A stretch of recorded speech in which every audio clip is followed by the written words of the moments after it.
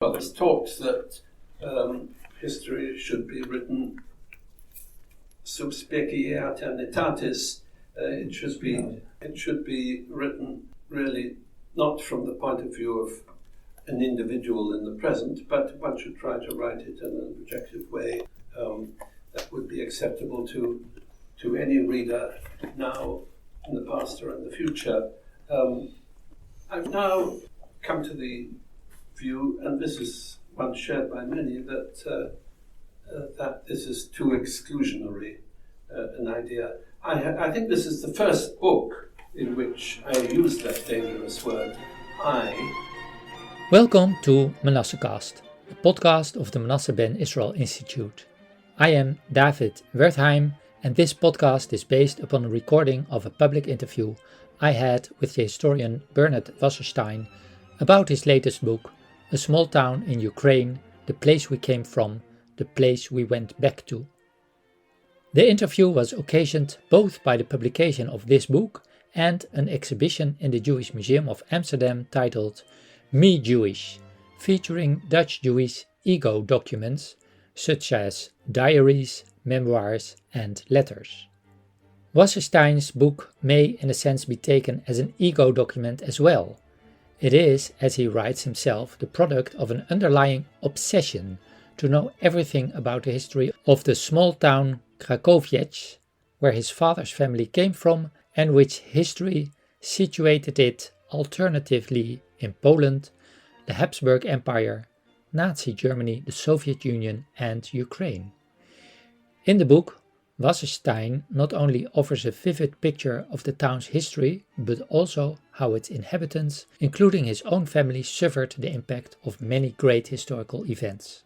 I will be asking him about this town Krakowiec, his book, and the challenges for the historian in writing about his own background.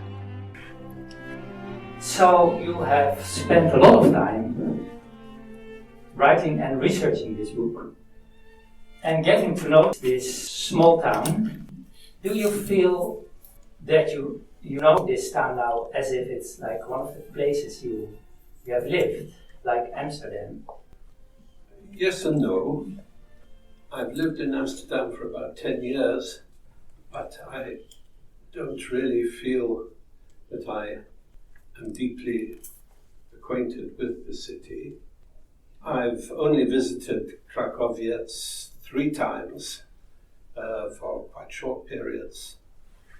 And the Krakowiec, or Krakowiec as it's called today in Ukrainian, is a very different place from what it was before World War II. I really feel I know best the town as it was in the 18th century. But that is a result of the long time that I spent on the book. As you say, actually I've spent more time on this book, researching and writing, than on any other book. I started work on it in 1993. So that's 30 years ago. Can you give us a small tour of it? What kind of town is it? Well, you arrive in the town in the 18th century along a very muddy road if it's winter, or a very dusty track if it's summer, in your coach bumping up and down, up and down. You drive along the edge of a beautiful lake, and in the distance you glimpse the church, the Roman Catholic Church, which was put up in the 1790s by the local lord of the neighboring estate. And as you draw closer to the town, you come across here and there miserable looking cottage with tin roof. And when you enter the town, you eventually come to the main square. It's very dusty or muddy also. There are no paved roads at all. And around the square are the homes and stores of the Jewish merchants whose families constitute about half the population of the town by the early 19th century. Other main buildings near the square are the Greek Catholic Church, which is the church of the Ukrainian, as they came to be called, Ruthenian, as they were called earlier, peasantry who live mainly around the town in small villages. The school that's put up in the late 19th century. The courthouse has an important role in the history of the town. And then as you go beyond the square, you come down a beautiful long avenue to the palace, a great palace which was built in the late 18th century by the lord of the estate, a man called Ignacy Zetner. He was a typical product of the Enlightenment. He was a rather bookish man. He collected a great library and dispersed pictures, a kind of collection of a cabinet of curiosities from all around the world. And on his estate around the palace, he set up a beautiful garden. It was celebrated throughout Poland, and in fact the man who designed it later designed the gardens at Yalta, where the conference was held in February 1945 for the Tsar. So that is the great building next to the town. And then further out from the town there are more cottages, but the whole place is very tiny. It never has a population of more than about 2,000. Could you say it was a shtetl also? How Jewish was the town? Well, about half the population in the 19th century was Jewish. It was, in some ways, what one might call a typical shtetl, except I resist the idea of the typical shtetl. I don't think there was such a thing. As I say in my book, I think our image, our rather nostalgic, rose-tinted image of the shtetl constructed by Shalom Aleichem and by Fiddler on the Roof is quite wrong. Most shtetlach were actually quite miserable places. They were poor, they were dirty, they were life was short, and but each shtetl, I suggest, was miserable in its own way. And so it was, like Tolstoy's families, and so it was with Krakowiec, I think. So what way was Krakowiec miserable? If each shtetl was miserable in its own way. Well, the special nature of misery in Krakowiec, I think, arose from the position of the town. It was very isolated. Really, even today, the road there is a pretty rotten road, although they've received European Union funding of a very large amount for the road from Lviv as it's called now. You still bump up and down when you go from Lviv to Krakowiec. So it's very isolated, and of course in the 18th and 19th centuries, before there was modern transportation, most people in Krakowiec never went more than a mile or as far as they could walk from the town. The motor car actually didn't reach Krakowiec until shortly before World War II. There were only 2 or 3 motor cars, even in the 1930s, in the town. So first of all, it's very isolated.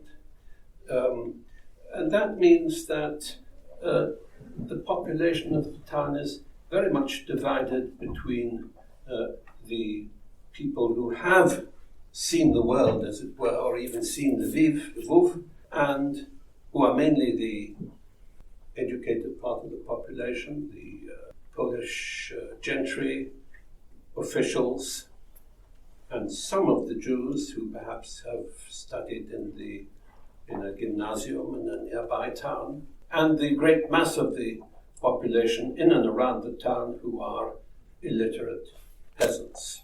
So there's isolation. There's isolation not just physical, but intellectual, mental. And there is also suspicion or lack of trust.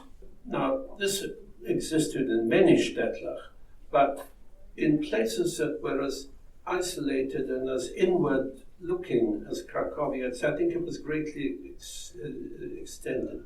Lack of trust in particular between landowners and the rest.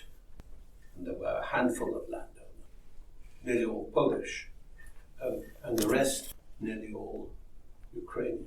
And there was suspicion and lack of trust increasing in the 19th century with the gradual incursion of nationalist ideas between Poles and Ukrainians in general, and above all, increasingly caught in the middle, suspected and mistrusted by both the Jews. So let us now go to more contemporary Ukraine, or Krakowiec.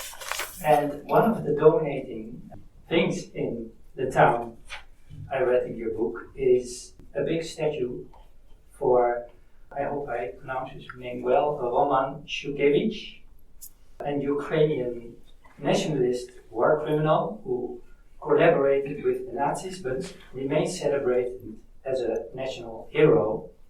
Can you say something about your feelings about the fact that such a figure is a hero of a town, or is made into a hero of a town that you also call your ancestral birth in your book?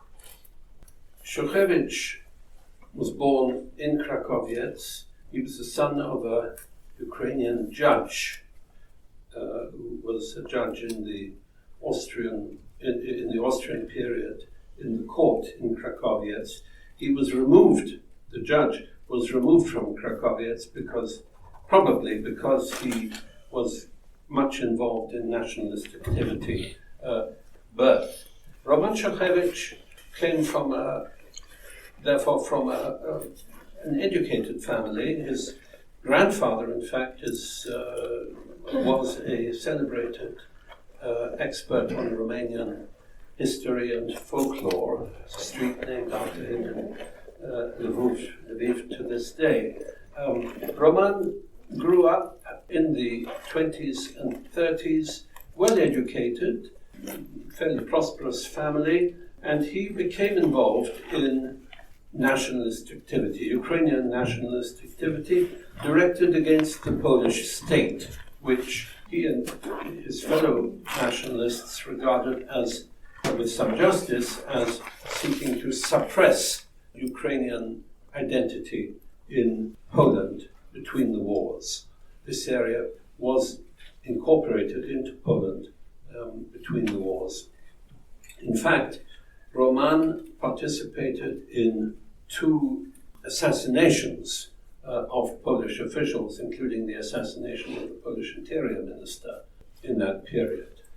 During World War II, he emerged as the head of a body called the Ukrainian Insurgent Army, which was an underground force which recruited very large numbers of Ukrainians. At its peak, it is said to have had as many as 80,000 members.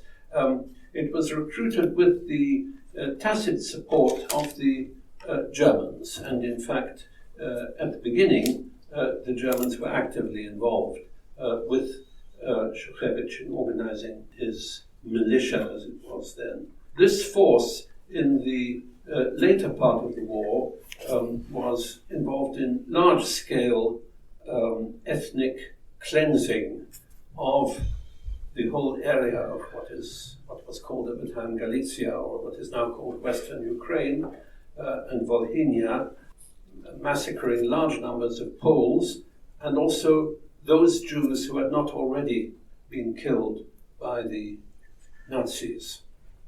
After the war, Shukhevych carried on his activity underground, fighting against the Soviets who had taken over the area with the approval of the Americans and the British in February 1945 at Yalta.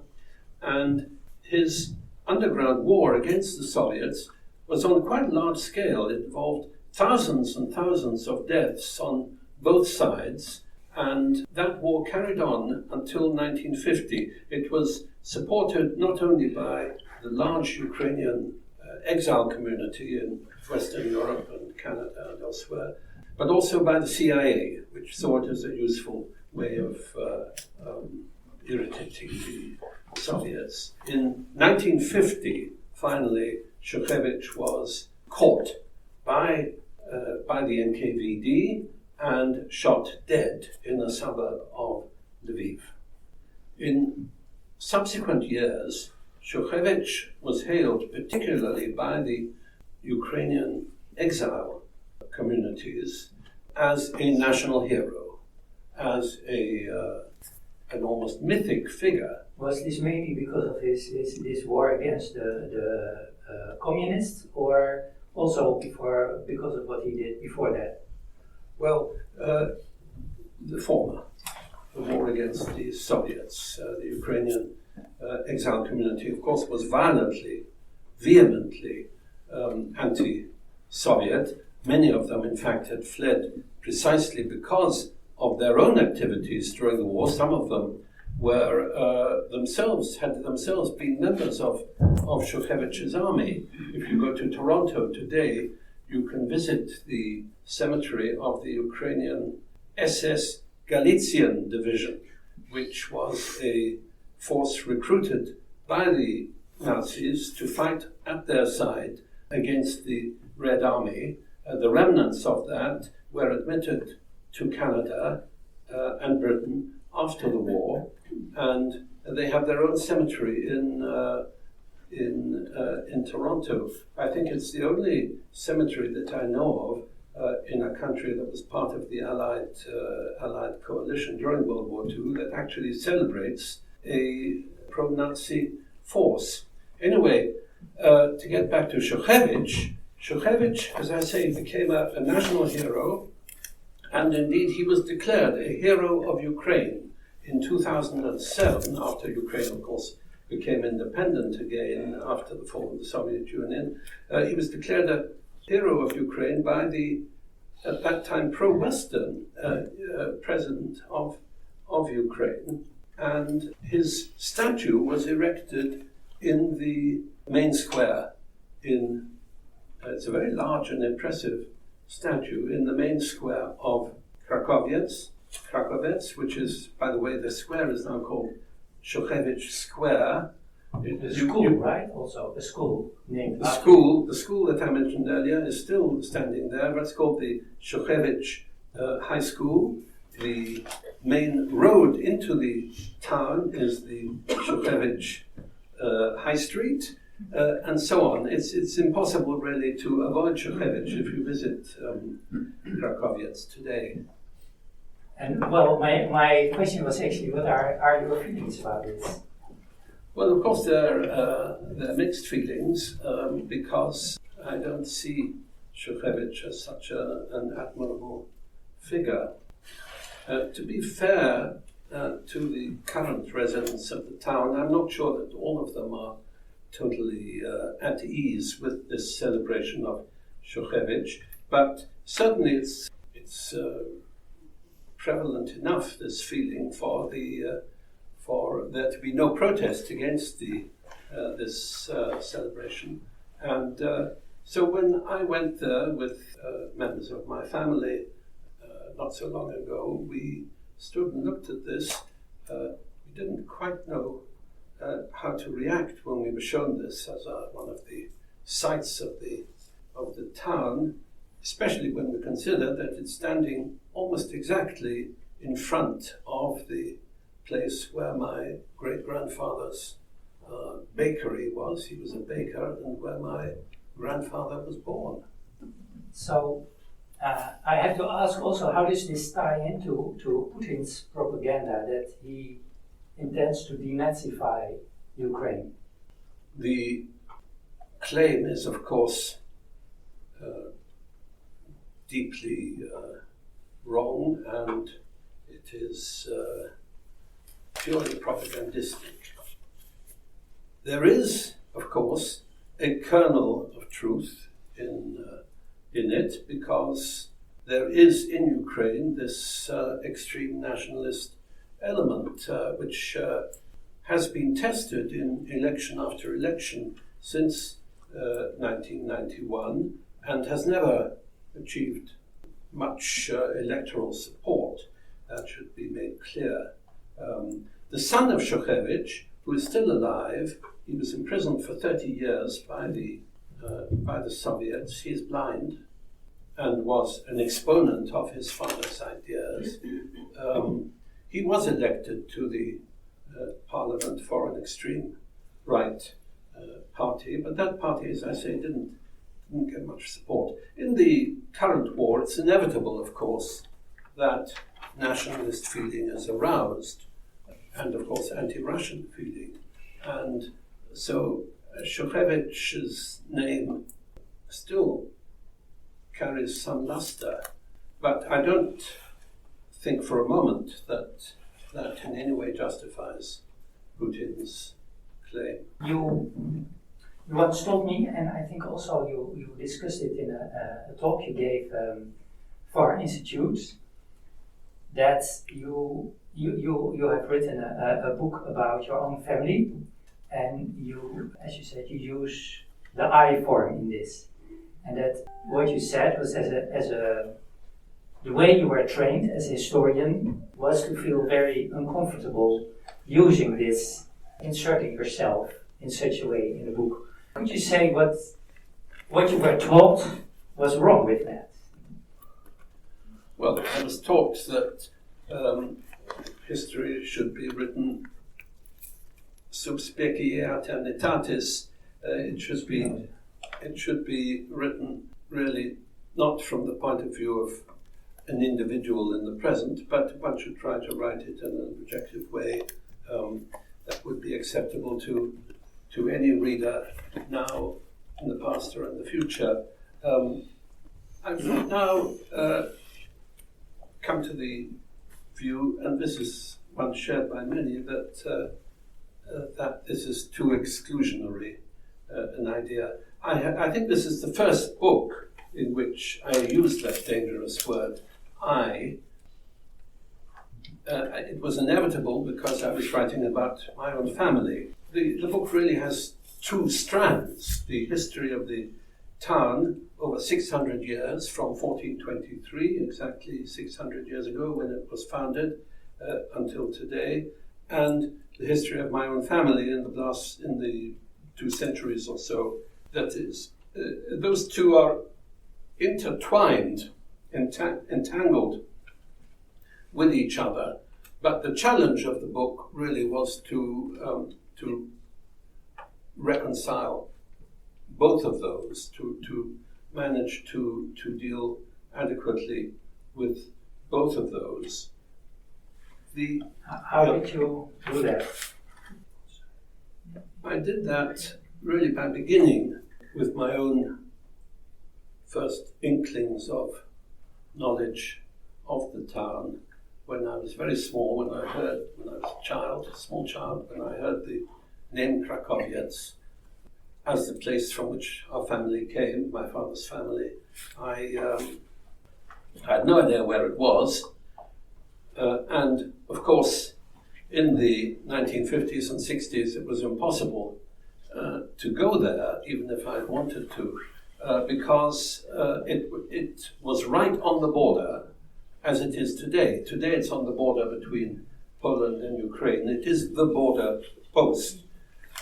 And then, of course, it was the border of the Soviet Union. It was just inside the Soviet Union, today just inside Ukraine, and it was a forbidden area to visit. It was only possible to visit it after the fall of the Soviet Union, and that was why in 1993, a couple of years after the fall of the Soviet Union, that I and my brother visited Krakowiec for the first time. I'm sorry, what is the question I'm answering? A good question. What was your strategy in writing the book? Oh yeah. In intertwining both your family's history and this more general history of the town? Well, intertwinkling, I like that idea. You see, I didn't really plan to write this book. It somehow just emerged like Athene out of Zeus's head, as it were. I visited the town in 1993 and looked around, pretty miserable hole it seemed. Then in particular, it's brightened up a bit since. But you can imagine town at the end of the line. Actually, there's no line because the railway never got as far as Krakowiec. And end of the road, but the road was closed, at the border. So nothing much was happening there. It had really declined into just a small hamlet by 1993. But we looked around and we saw what there was to be seen, what remained of the Roman Catholic Church, which had been turned into a plastics factory by the Soviets, the bare field where the palace had been, that had been razed to the ground by the Soviets, the synagogue, which at that time was being used as a bakery. It's now been abandoned, and there are trees growing out of the middle of it. The lake, which was still very beautiful. The square, which was there, the statue hadn't yet been built. There was a little sign saying, "Here will be erected a statue to Ukrainian national hero Roman Shevchevich." But that was about all that one could see. And being a historian, I just asked if there were any local archives. Well, it turned out that there were. And that discovery of, in fact, tremendous archival material, which really struck me as amazing, that it had survived successive wars over the centuries, including material relating to World War II, got me sufficiently interested to start gathering material, and eventually the idea that a book should come out of this. But the way you write about this in your book is more than the interest or the curiosity of a professional historian. You write that it became a true obsession, that you started to make a database with. Well, you can tell yourself. Well, I decided to just. I didn't even decide. I just found myself gathering every bit of information I could gather about every person who had ever lived in Krakowiec. I ended up with little biographies, mini biographies, a kind of who's who of Krakowiec over the centuries, amounting to about 17,000 people. Yes, you compare it to Nemier's biographies of members of parliament in. Sir Louis Nemier, who came from Galicia, as it happens, he was born in Galicia, Louis Bernstein Nemierowicz. He became Sir Louis Nemier, great British historian of British history. In the 18th century, he was the initiator of the great history of Parliament, and that is really not so much a history of the institution Parliament as of parliamentarians, of members of Parliament, House of Commons and House of Lords, many biographies, not so many, but biographies of every single member of Parliament. And that... but these were members of Parliament. You were yes, but finding biographies of presidents of... I just want to say, this is such a big project, thousands and thousands of people. It was started about 60 years ago by Nemier, and so far it's reached 1832.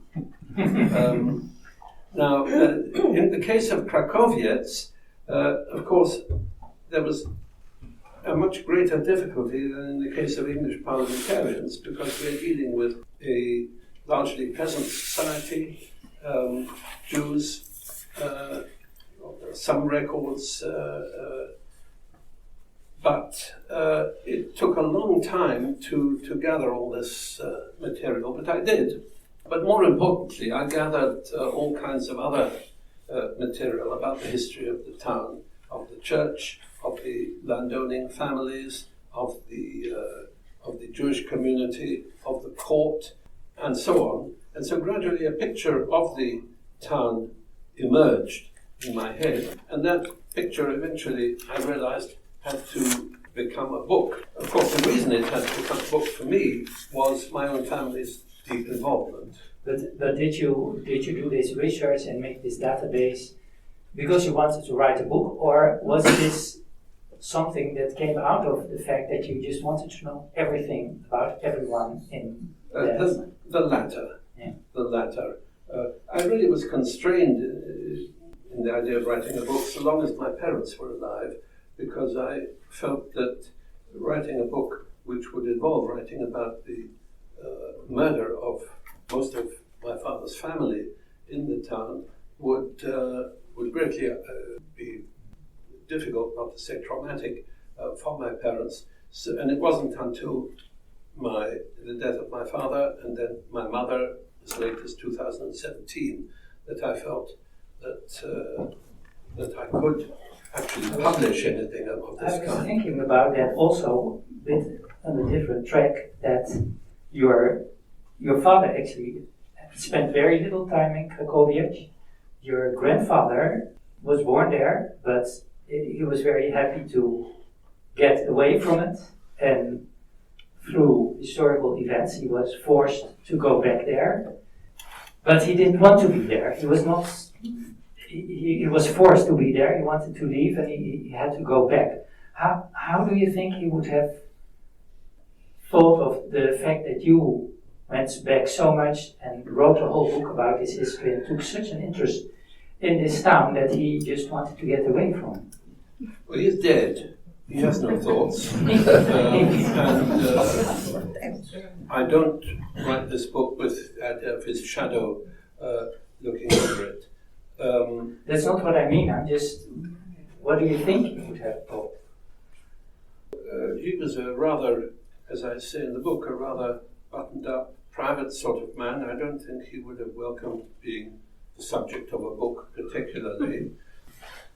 He wasn't in any way publicizing sort of person, self-publicizing. So I don't think it would have made him. But I think he would have wanted the story of the destruction of the community, of Jewish community of Krakowiec, to be told. And so, from that point of view, perhaps he might have welcomed it. We talked about you are using the word "I" in the book, but if you look at the title, you use the "we." The place we came from, the place we went back to, and I wondered who are the we in this title. Well, the we are my family. I went back initially with my brother, more recently with my wife and son who are here today, and other members of my extended family who in various ways managed to survive, or their parents managed to survive. The entire Jewish community of the town was eradicated during World War II. So is it also a kind of symbolic we? Definitely, yes. That said, I should say this wasn't my title at all. I'm very bad on titles. The publishers created this title. The first part of the title, A Small Town in Ukraine, the publishers at Penguins in England thought it would be good to echo the title of the book by John le Carré, A Small Town in Germany. I didn't think that had any relevance, but they thought it would somehow click. And the second part they thought was important because if we didn't have something like that, they said the book would be consigned to the travel department in the bookshop. So they think in terms of marketing, you see. Well, I do believe that titles should reflect what is in the book, and that's what I've tried to do with all my titles. So I did have to approve this title, and I did. And I certainly like the we, because I'm unhappy with the idea of an ego document, which is a word that's become very fashionable recently. I think it was actually first used by Jacob Presser, the Dutch historian of the Shoah, but it's become quite fashionable only quite recently, reflecting a kind of genre among modern historians. There have been a number of books recently by historians writing about the history of their families in a larger context, including some whose subjects are not too far from this book. For example, from the subject of this book, for example, there's a book by the Israeli-American historian Omer Bartov about the small town shtetl Buchach, the birthplace of the writer Agnon, where his family came from. He published that a few years ago. Or there's the British Jewish writer, historian Mark Mazauer, about his Bundist family from Vilna. Again, using his family as a way to explore larger historical issues.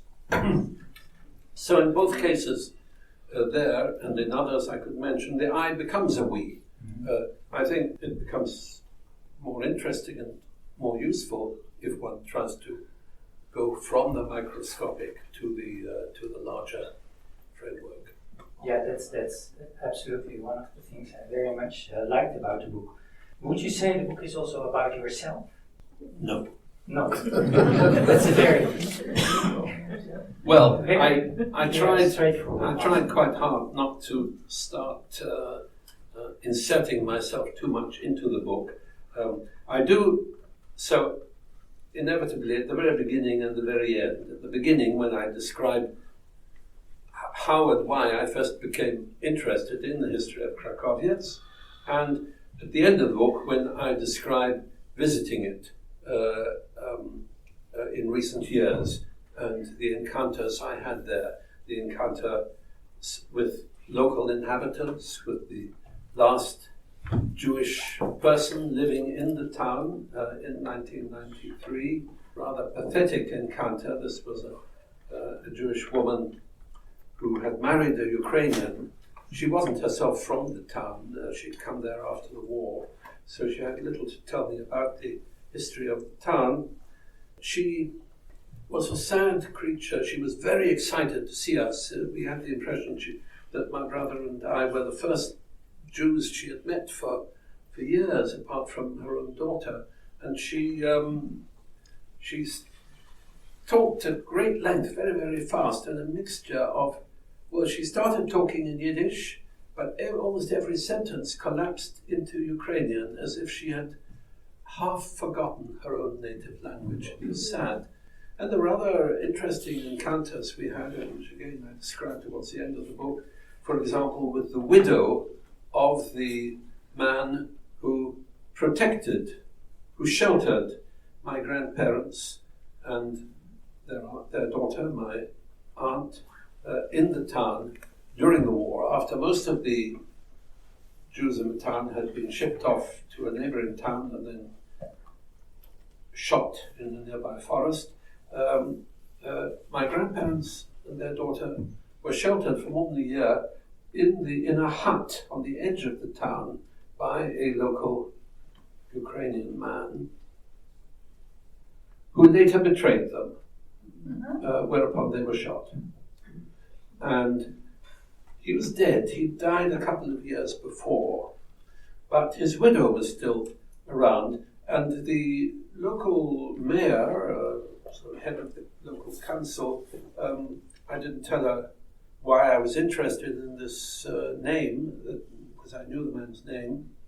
And she said, "Oh no, you must come and meet his widow." And so I said, "All right." So we went along to an unusually an even more decrepit and sad-looking cottage, really a hut, where she was living, and met this woman. I didn't tell her why we'd come. She was his second wife. She had married him after his first wife had died after the war. So she had nothing to tell me about his wartime activity. But as we went in, she invited us in to have a cup of tea. I didn't feel it would be right to say to refuse. She said, "You have come with bad news." Well, I didn't want to spoil her day, as it were, by telling her what bad news it was. So I just, we went in and we had a talk with her. She told us some interesting things about her late husband, and I'd learned more about him elsewhere. Of course, the main thing I wanted to know, which I couldn't ask her and she couldn't have told me, was how a protector could become a betrayer. Although apparently this is not an uncommon phenomenon. It was not an uncommon phenomenon in World War II. So I discussed that in the book, how that could be. So I do inevitably insert myself into the story towards the end of the book, yes. I want to read a small section from the book, from this section at the end, where you talk about your father, Adi. Adi never evinced the slightest interest in revisiting the place where his parents were born and where they died. In July 1993, however, my brother and I returned to Krakowiec. We returned, that is, to a place we had never been before. My father did not encourage us to embark on this expedition, but he did not discourage it either. I think he understood that we could learn something, if only self-knowledge, by going there. Do you think this research and writing this book gave you this self-knowledge? Well, it gave me some, perhaps, self-understanding and perhaps some understanding of some of the larger issues involved. I think it taught me that labels like resistor or collaborator are much too simple, and one can't just stick them on people. I don't know. Well, in any situation, I think it taught me the deep viciousness of. I knew it already, but it emphasized the deep viciousness of nationalism in modern history, which can be, of course, a constructive force, but has also been a deeply destructive force. And I think it taught me not to rush to judgment. You know, people often talk about the lessons of history. Well, one lesson I've learned, I think, in 40 years of study of history, or more, is 50 years, is that the lessons are very often wrong lessons. You know, people often seize on an event. Let's say Munich. Munich teaches us, you know, you can't compromise with the enemy. Well, Anthony Eden thought he'd learned that lesson, and that led him into the disaster of the Suez War in 1956. Another lesson we have learned, we think we've learned, is that aggression can never be justified. Crossing borders, trying to change borders by force is simply out of the question. Historically speaking, most borders in history have been created by force. That is simply a fact. It's maybe a deplorable fact, but it is a fact. And so attempting to resist that is perhaps attempting to resist facts. So I'm not entirely convinced, particularly if one looks at Krakowiec, which has changed rulers 9 times in the course of a century. I'm not entirely convinced that regarding borders as sacred lines is particularly justified, whether it's in Europe or in the Middle East or anywhere. So these things you learn for yourself are also things the reader may learn from your book. Well, I don't attempt to lay down lessons in the book. I think each reader must draw her own conclusions from the book. But those are some of the conclusions I, as a working historian by trade, drew. You have been listening to an episode of menassehcast with Professor Bernard Wasserstein on his latest book, A Small Town in Ukraine, the place we came from, the place we went back to.